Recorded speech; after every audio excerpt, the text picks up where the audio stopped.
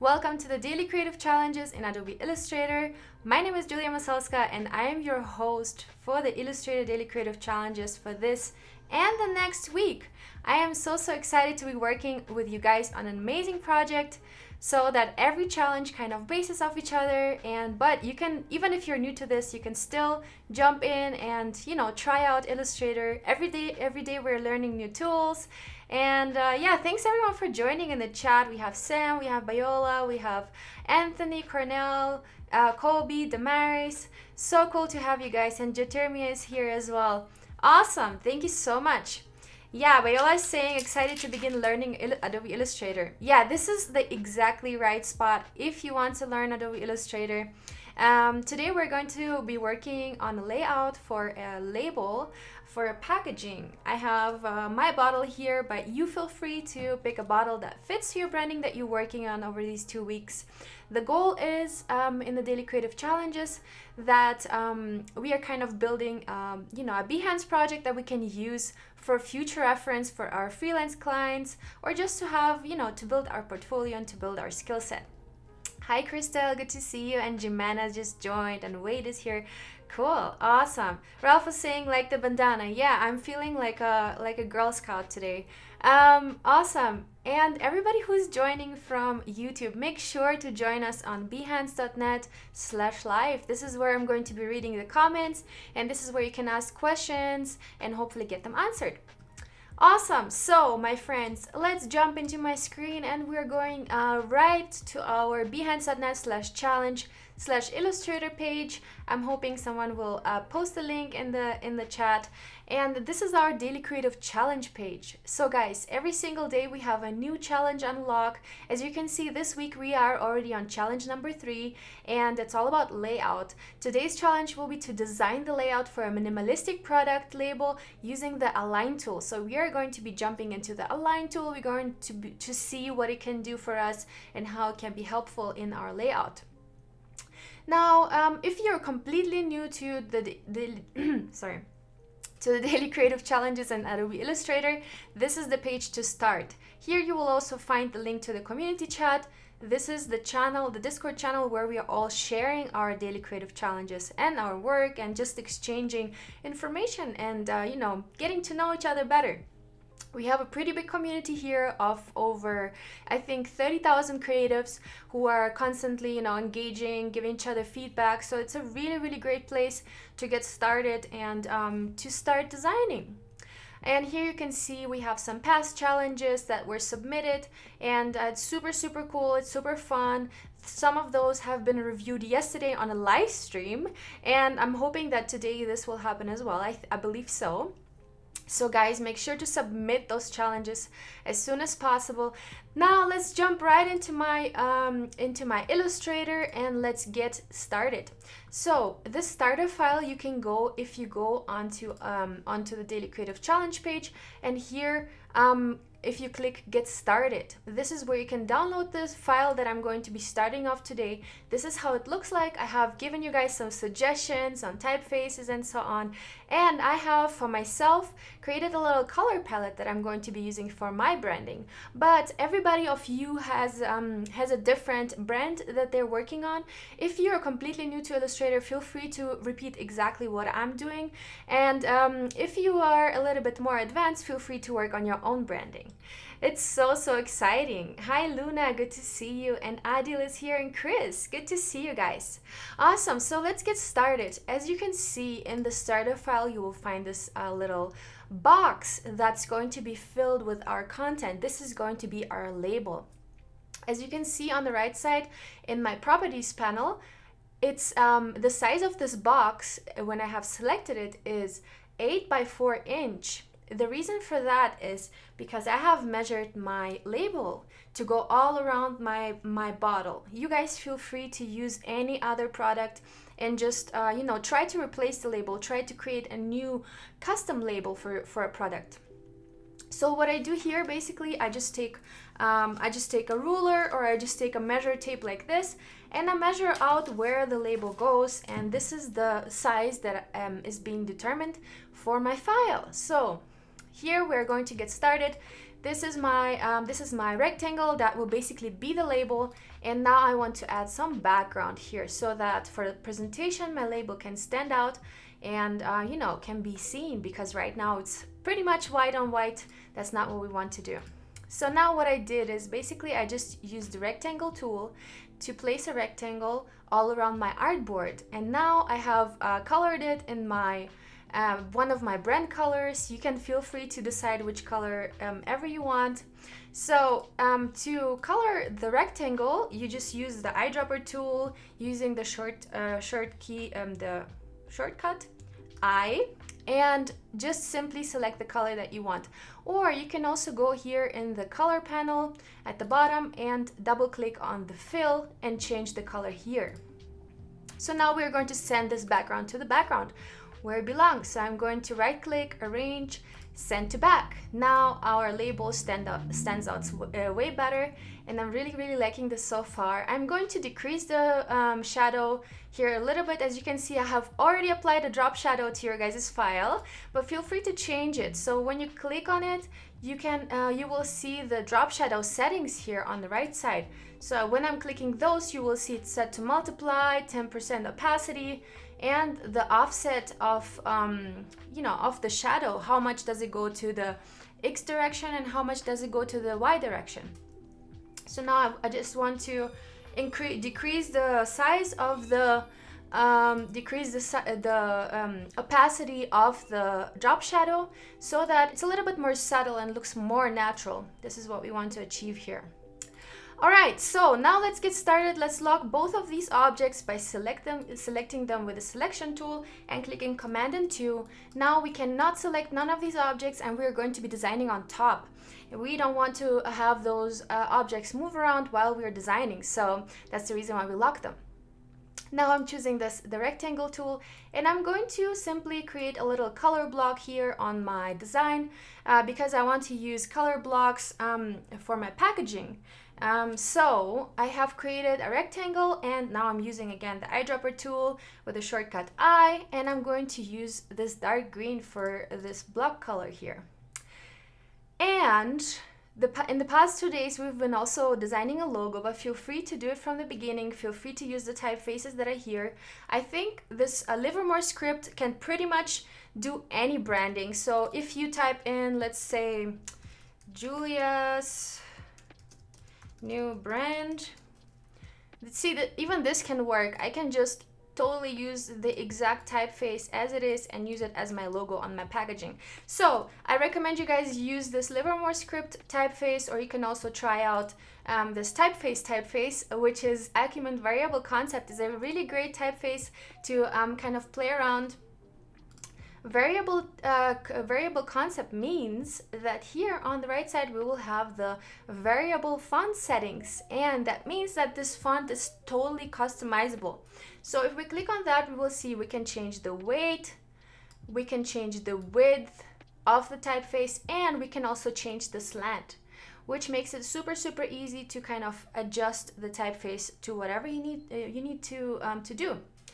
All right, but I'm going to go back here, so I'm not changing up too much, and I'm going to grab my logo that I have already created here, my Glam Up logo. I'm going to grab my logo and my badge, but I'm going to show you guys how to create it in a very easy way.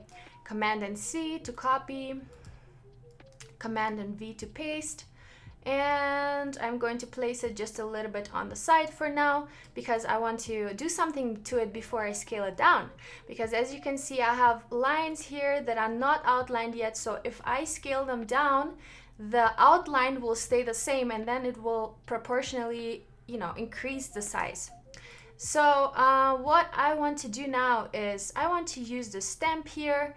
So let me show you guys first how I've created this logo, which was super easy.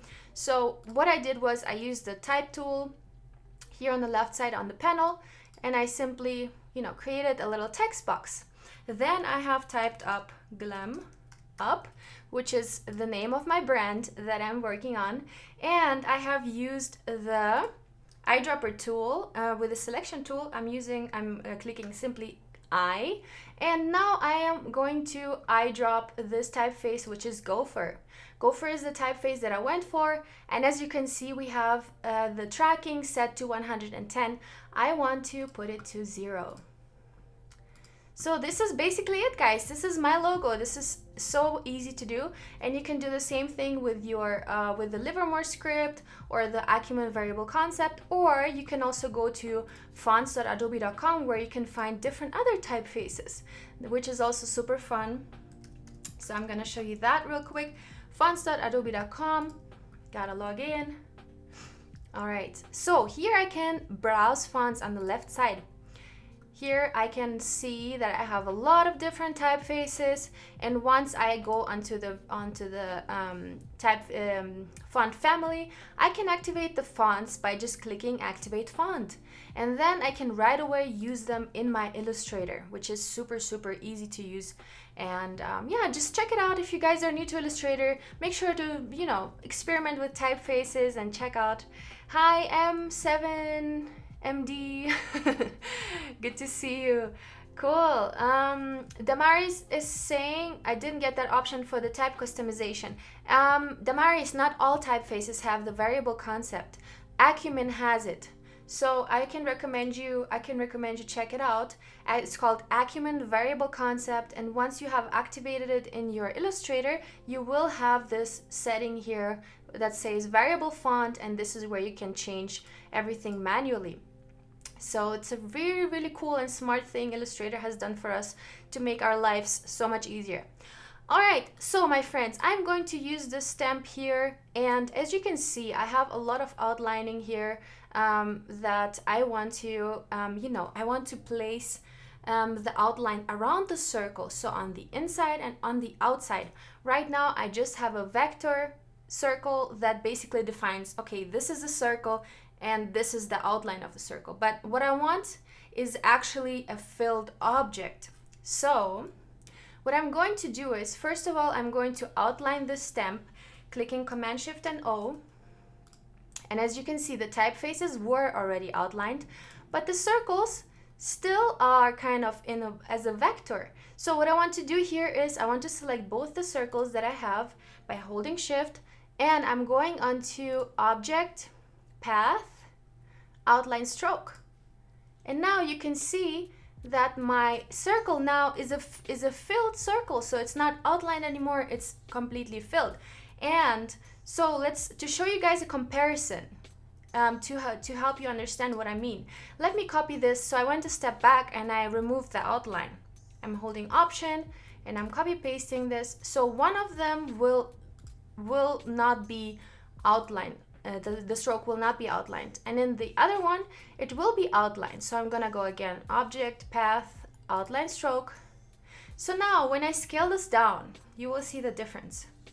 I'm scaling this down and it scales proportionally, right?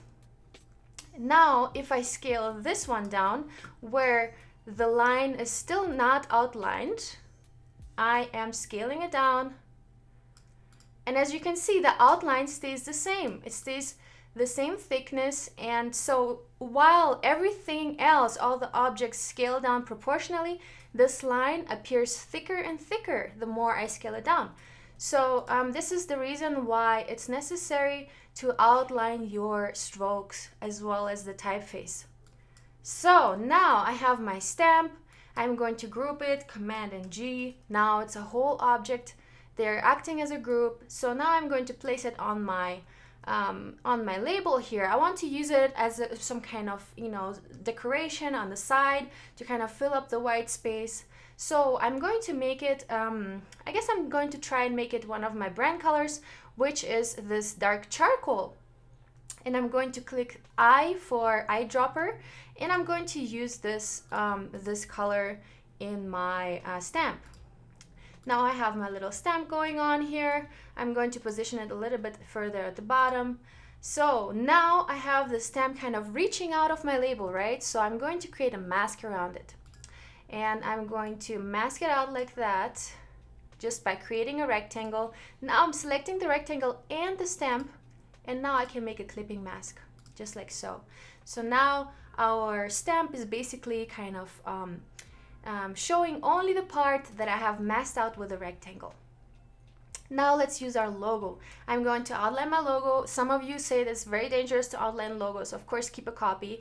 In my case, I love outlining logos right away because once it's designed, I'm working with the logo only as a vector file. I'm not working on it as a modifiable typeface anymore because I'm set on the logo and I know this will be it, and I'm not going to be changing anything except for maybe the color and the vector. So I'm going to click Command Shift and O, and now I have outlined it, and I'm going to place it on my label. So now which color am I choosing? I think I'm going to choose white, and I think it stands out pretty good here on the green.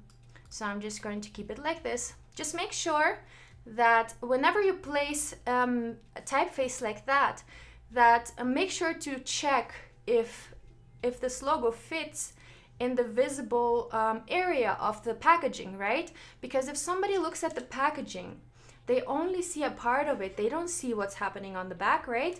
So make sure that this area is measured out. For me, it will be probably half of this rectangle. So for my help, I can also make myself a little rectangle like that to kind of imagine where my design should go, so it's visible for the customer, right? So now let's go in and let's add some information.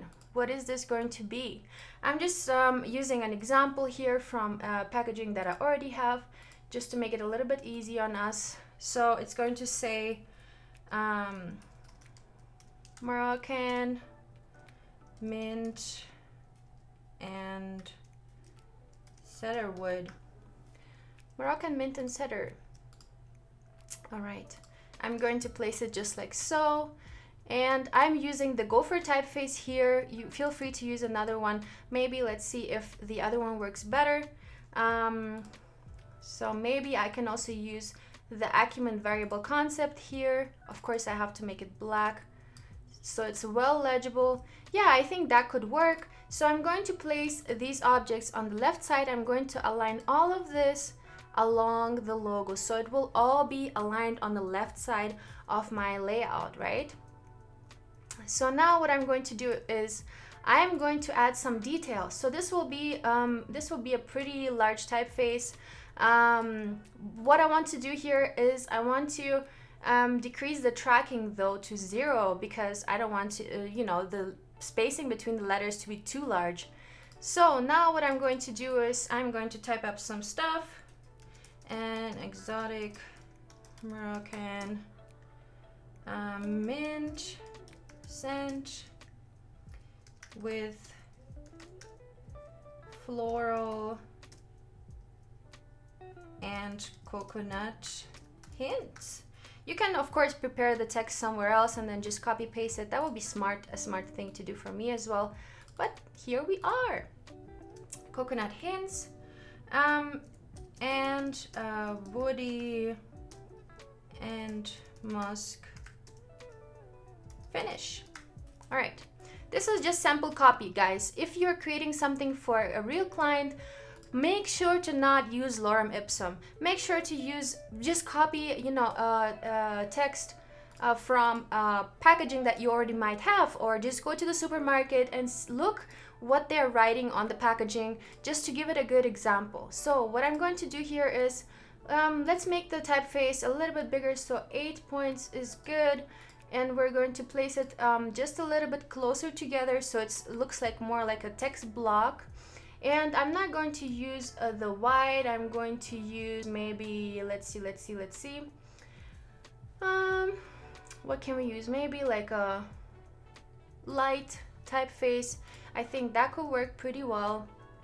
So now it looks a little bit weird with this frame around it, but we are going to be removing the frame after we're done kind of setting up the typeface here, because it's only for our orientation, to kind of imagine where the text will go.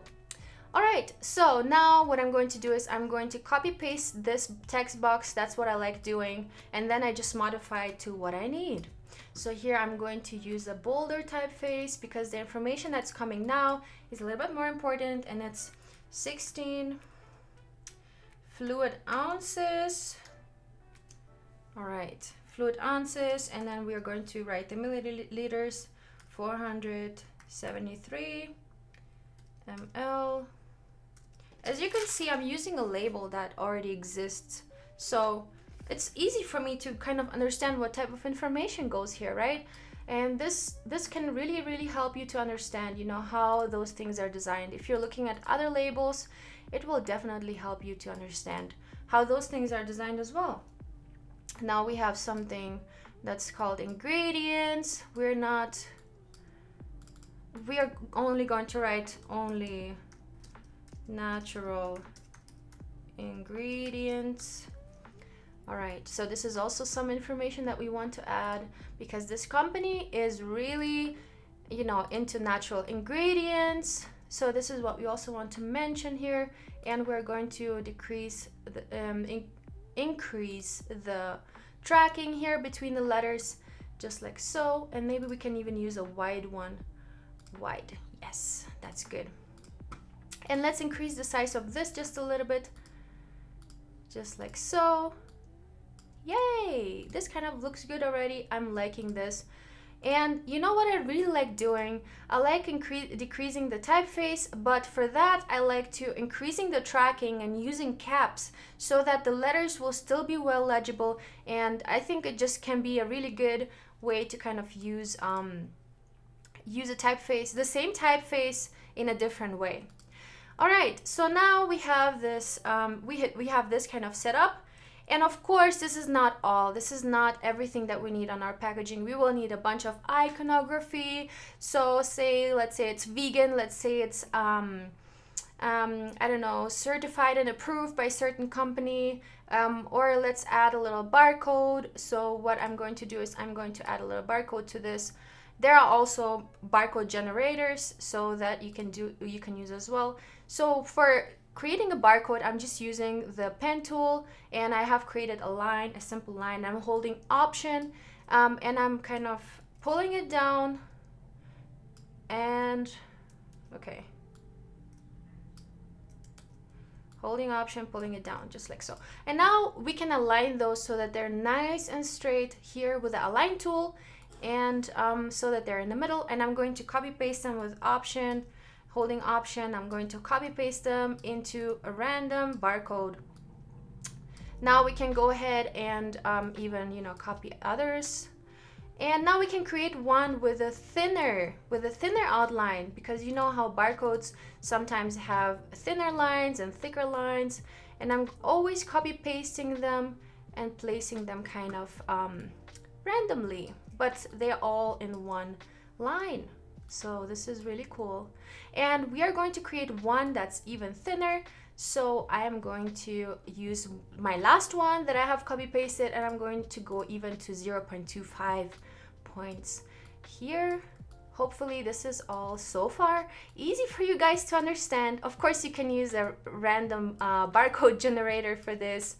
I like doing this because it's kind of, it's also fun, you know, just copy pasting things. And now to make sure that all of these lines are aligned properly, we're going to be aligning them in the middle, just like so. And now I'm going to click Command and G so that they're grouped. Now I can, whenever I select one of these lines, all of them are selected. So now I can just kind of place it on the side so it looks realistical, like a real label, right?